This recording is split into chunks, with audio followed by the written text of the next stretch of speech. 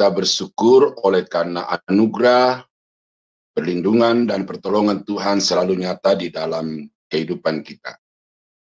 Nah, pada hari ini kita akan kembali merenungkan firman Tuhan dari 1 Timotius 6 ayat 1 sampai 21 pada sesi yang kedua.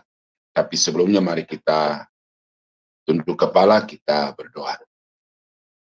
Bapa Surgawi, Bapa yang kami panggil dalam nama Tuhan Yesus, saat ini kami mengucap syukur untuk berkat-berkat Tuhan yang selalu melimpah dalam hidup kami, sehingga kami sehat, kami berkecukupan, dan kami tetap dikuatkan Tuhan untuk setia mengiring Engkau.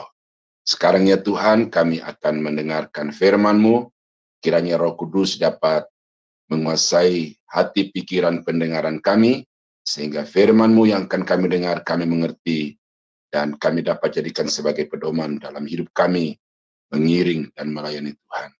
Kami berdoa, kami sambut firman Tuhan, dalam nama Yesus, haleluya, amin. Nah, saudara-saudara yang kekasih di dalam Tuhan, seorang anak Tuhan itu memang harus memiliki kualifikasi atau kriteria hidup yang berbeda dari orang-orang yang tidak mengenal Tuhan. Dan itulah yang diuraikan oleh Rasul Paulus di dalam 1 Timotius 6 ayat 1 sampai 21. Dan sekarang kita sampai kepada ayat yang ke-11 dan ayat yang ke-12 ya, yang tetap berpijak pada tema besarnya, yaitu manusia yang telah menjadi milik Allah. Nah, ayatnya berkata demikian. Tetapi engkau, hai manusia Allah, jauhilah semuanya itu. Kejarlah keadilan, ibadah, kesetiaan, kasih, kesabaran, dan kelembutan. Bertandinglah dalam pertandingan iman yang benar, dan rebutlah hidup yang kekal. Untuk itulah engkau telah dipanggil dan telah engkau ikrarkan ikrar yang benar di depan banyak saksi. Nah, jadi untuk saat ini kita akan fokus dan terbatas pada dua ayat ini saja, tetapi tetap pada topik manusia yang telah menjadi kepunyaan Allah. Apa yang menjadi kriteria yang ditetapkan oleh Paulus di dalam dua ayat ini tentang manusia kepunyaan Allah?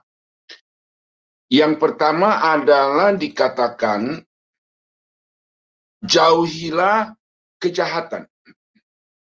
Jadi seorang anak Tuhan, seorang manusia kepunyaan Allah itu harus nampak di dalam kehidupannya perilaku, sikap, perbuatan-perbuatan yang menjauhi kejahatan.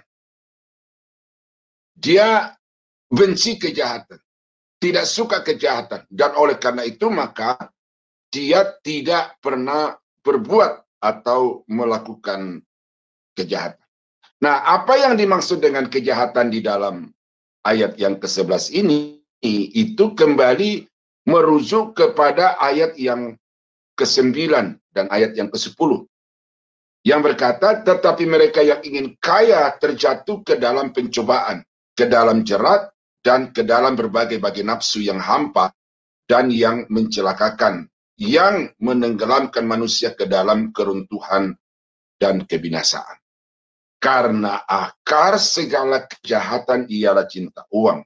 Sebab oleh memburu uanglah beberapa orang telah menyimpang dari iman dan menyiksa diri dengan berbagai-bagai duka. Nah, jadi kejahatan yang dimaksud oleh Paulus dalam surat ini adalah secara spesifik menunjuk kepada orang-orang yang orientasi hidupnya itu adalah uang.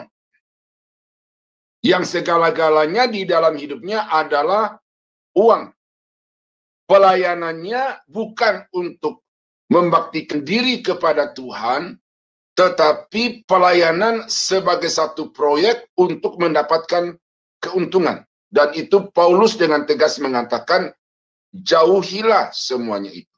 Karena dengan berkecimpung di dalam hal-hal yang dimaksud tadi itu, maka tanpa sadar kita telah mencemplungkan diri ke dalam berbagai-bagai persoalan kehidupan yang bermuara kepada penderitaan yang penuh dengan kedukaan. Nah, orang-orang dunia berlomba untuk mencari kekayaan. Orang-orang dunia menjadikan keuangan sebagai standar kehidupan. Semakin banyak uangnya, semakin tinggi nilai kehidupannya. Tetapi orang-orang yang sudah menjadi kepunyaan Allah, uang bukan segala-galanya, tetapi uang hanyalah fasilitas, uang hanyalah alat untuk melakukan hal-hal yang berkenan kepada Tuhan. Dan ini sangat memprihatinkan saudara-saudara terkasih di dalam Tuhan, karena dari dulu sampai sekarang kejahatan-kejahatan ini itu terus memenuhi gereja. Berarti mimbar-mimbar gereja Tuhan itu diisi oleh orang-orang yang sesungguhnya adalah penjahat. Nah, sebagai contoh di dalam Mika pasal 3 ayat 5, bagaimana kita melihat di sini bahwa beginilah firman Tuhan terhadap para nabi. Lihat, nabi, ada nabi-nabi yang benar, nabi-nabi Tuhan, ada nabi-nabi palsu, nabi-nabi yang jahat. Nah, ini bersama-sama aktif di dalam kehidupan bangsa Israel dari dulu. Dan kita melihat juga sekarang ini ada guru-guru palsu, ada gembala-gembala palsu, yang juga sama-sama giat menduduki jabatan-jabatan organisasional di dalam gereja. Nah, tetapi sesungguhnya adalah penjahat-penjahat. Nah, karena itu maka mari kita melihat ayat ini. Beginilah firman Tuhan terhadap para nabi yang menyesatkan bangsaku, yang apabila mereka mendapat sesuatu untuk dikunyah, ya, apabila mereka mendapat sesuatu untuk dikunyah, maka mereka menyerukan damai. Jadi kalau ada orang yang memberikan dia makanan, memberikan dia uang, memberikan dia support secara material, maka kepada orang itu dia berkata berkat-berkat, damai-damai.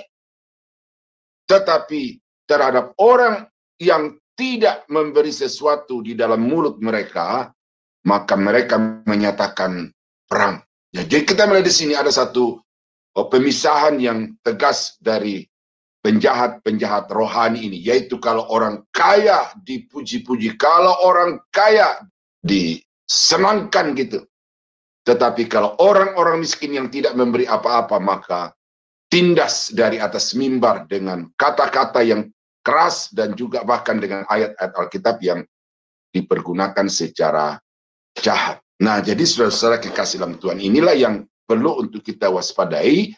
Sehingga Paulus berkata, jangan kamu terlibat di dalam kejahatan itu. Jauhkan diri dari kejahatan itu. Dan semakin kaya seorang pendeta, semakin kaya seorang hamba Tuhan itu bukannya semakin sadar, tetapi ya seperti apa yang dikatakan oleh pengkhotbah. Siapa mencintai uang tidak akan puas dengan uang. Dan siapa mencintai kekayaan tidak akan puas dengan penghasilannya. Ini pun sia-sia. Jadi bagaimana sekarang pendeta-pendeta itu mengumpulkan umat giat untuk melaksanakan ibadah-ibadah adalah dengan maksud untuk mengumpulkan dana sebesar-besarnya. Dan semakin kaya seorang pendeta, semakin banyak yang dia dapatkan dari jemaat yang dia layani, itu bukannya membuat puas, tetapi justru semakin haus, semakin lapar, dan kebutuhan itu akan semakin besar di dalam kehidupannya. Nah, karena itu maka hati-hati jangan sampai saudara itu termotivasi di dalam berbakti, termotivasi di dalam pelayanan hanya untuk mendapatkan hal-hal yang bersifat materi. Itu adalah kejahatan yang sangat nyata di mata Tuhan. Nah, yang kedua pada hari ini, kriteria dari manusia yang telah menjadi kepunyaan Allah adalah mengejar karakter ilahi. Di dalam ayat yang ke-11b dikatakan, keadilan, kejarlah ibadah. Ini bisa juga ini kesalehan. Kejarlah kesetiaan. Itu dan kejarlah kelembutan. Nah, ini adalah karakter dasar, karakter inti yang harus dimiliki oleh setiap orang yang telah menyatakan diri sebagai milik Allah. Dia harus menampakkan di dalam dirinya hal-hal yang dikenal, seperti keadilan, saleh, setia, memiliki kasih sabar dan kelembutan. Jadi bagaimana dia berinteraksi dengan orang lain, baik terhadap orang kaya, terhadap orang-orang susah, bahkan kepada bawahannya di kantor dan di perusahaan, maka orang-orang itu harus berinteraksi di dalam karakter hidup sebagaimana yang dikehendaki oleh Tuhan di dalam hal ini. Dan ini yang langkah dari kehidupan kekristenan, oleh karena kita melihat bahwa di gereja orang Kristen itu kelihatannya semuanya seperti malaikat. Begitu suci, pakaiannya putih, atasan dan bawahan putih, gitu ya kan? Tampak dari luar orang yang begitu saleh, tetapi begitu masuk di dalam kehidupan sehari-hari, baik di dalam rumah tangga, keluarga, masyarakat, ataupun di tempat di mana dia meniti karir, maka yang ada itu adalah ketidakadilan, kesewenang-wenangan, pengkhianatan. Bagaimana ada begitu banyak orang yang menyalahgunakan kepercayaan, baik oleh perorangan ataupun oleh satu institusi dengan memperkaya diri sendiri. Ada satu orang yang dipercayakan oleh satu gereja besar untuk menjadi bendahara. Dan gereja itu penghasilannya miliaran. Setelah diketahui oleh gembala sidang bahwa bendahara ini telah menyalahgunakan jabatannya, akhirnya dia dipecat. Dilaporkan atau dinyatakan oleh gembala sidang bahwa orang ini telah memanipulasi keuangan gereja itu sebesar 8 miliar.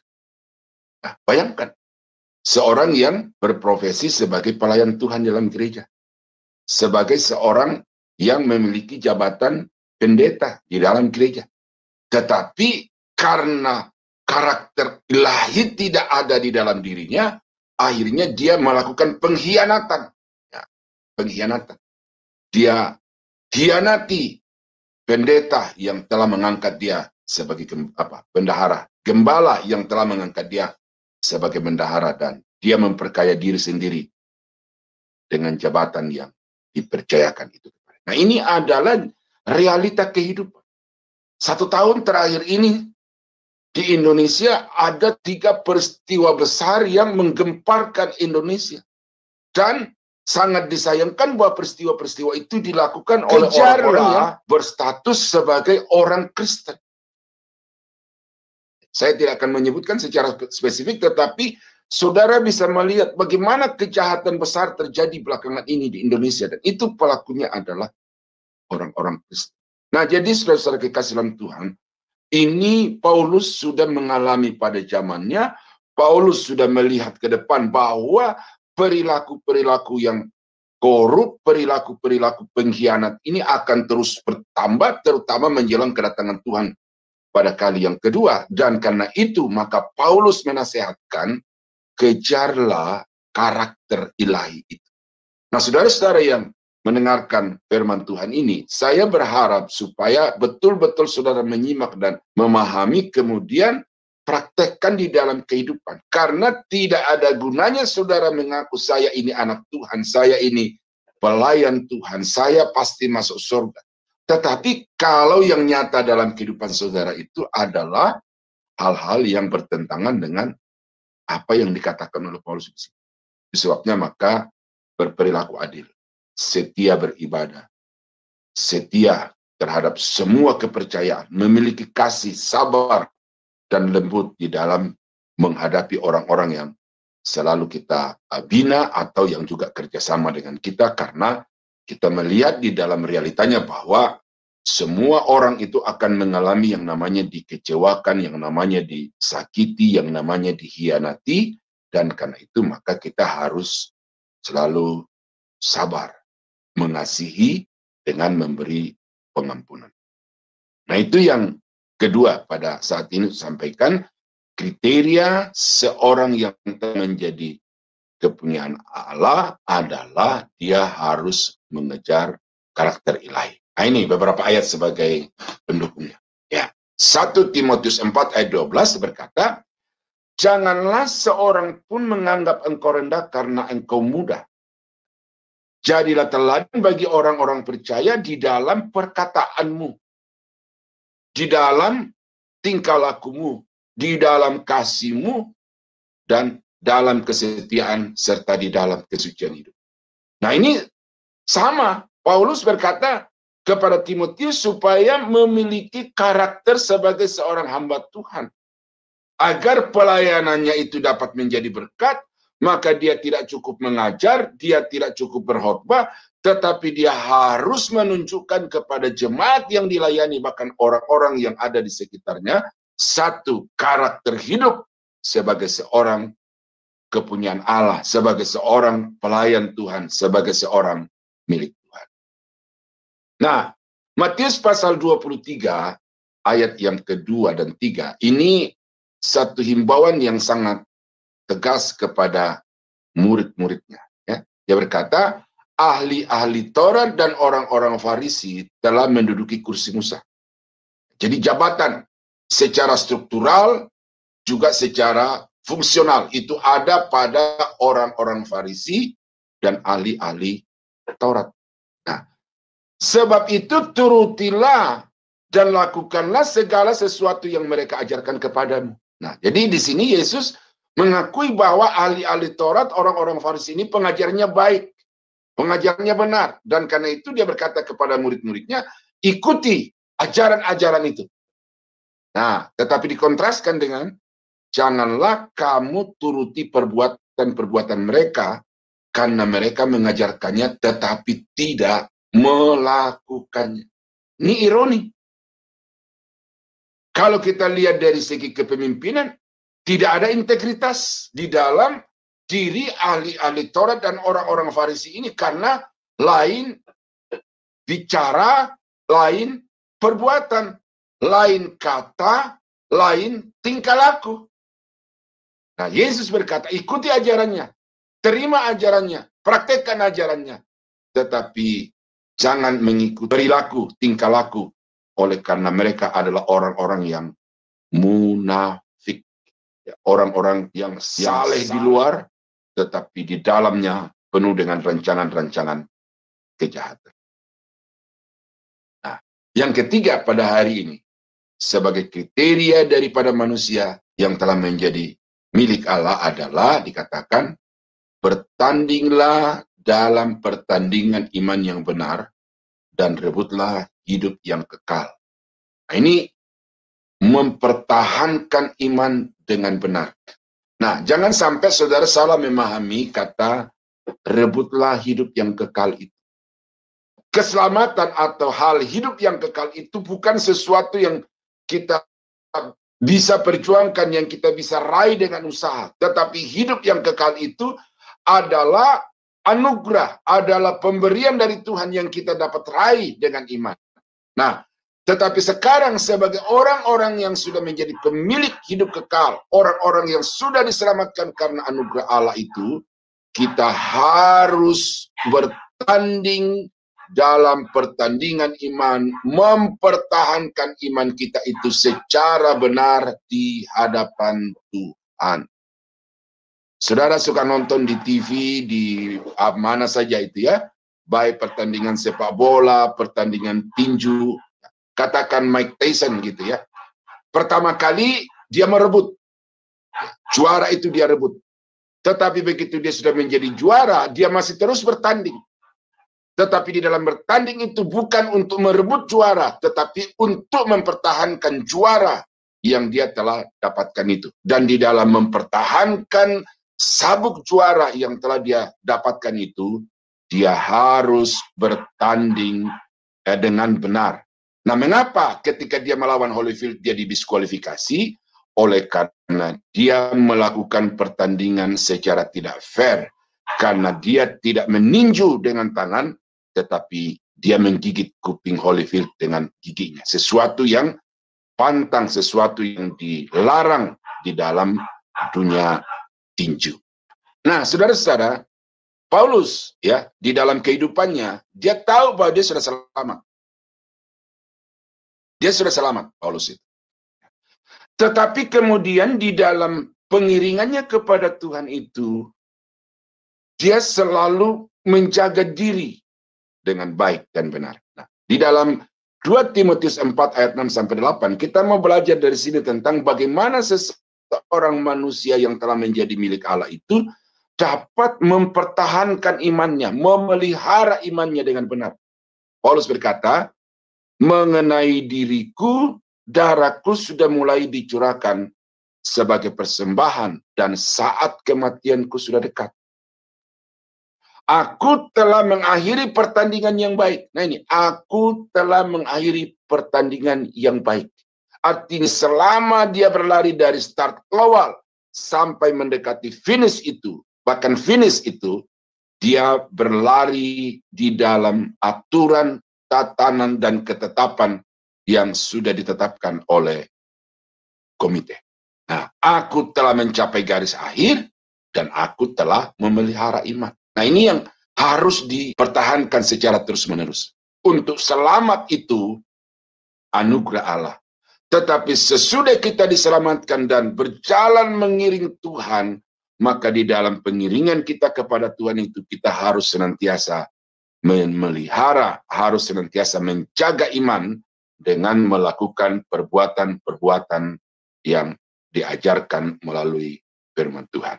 Nah, karena itu dia berkata, sekarang telah tersedia bagiku mahkota kebenaran yang akan dikaruniakan kepadaku oleh Tuhan, hakim yang adil pada harinya, tetapi bukan hanya kepadaku, melainkan juga kepada semua orang yang merindukan kedatangannya. Nah, jadi bagaimana supaya ketika Yesus datang itu kita dapat berdiri di hadapannya dengan bangga, dengan sukacita, adalah kalau kita selama hidup di tengah-tengah dunia ini, kita mengiring dia dengan mengikuti semua aturan-aturan, ketetapan-ketetapan yang sudah ditetapkan di dalam Alkitab, kebenaran firman Tuhan.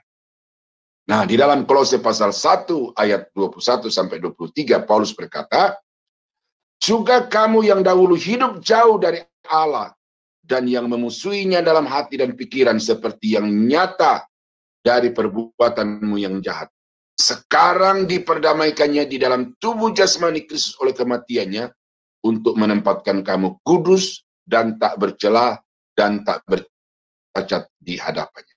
Nah, ini Paulus mau mencoba mengingatkan kepada jemaat di Kolose itu pada saat awal mereka memiliki posisi baru, status baru di dalam Kristus sebagai pengikut Kristus. Bahwa kamu bisa berdamai dengan Allah itu oleh karena kamu diperdamaikan oleh Yesus melalui kematiannya di atas kayu salib. Dan karena kematiannya itu, kamu ditempatkan di hadapan Allah sebagai orang kudus dan yang tidak bercacat. Nah, lalu apa yang selanjutnya harus dilakukan oleh jemaat di Kolose itu? Sebab itu kamu harus bertekun dalam iman. Nah ini, rebutlah hidup yang kekal itu. Pertahankanlah iman itu. Dengan apa? Dengan tetap teguh. Jangan mau digoda.